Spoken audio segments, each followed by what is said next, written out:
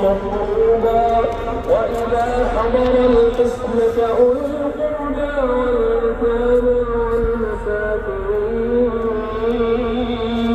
والمساكين فارزقوهم منه وقولوا لهم قولا معروفا وليخشى الذين لو تركوا من خلفهم ذرية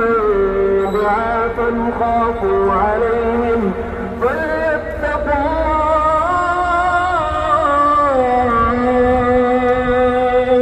فليتقوا الله ويقولوا قولا سديدا إن الذين يأكلون أموال اليتامى ظلما إنما يأكلون في بطونهم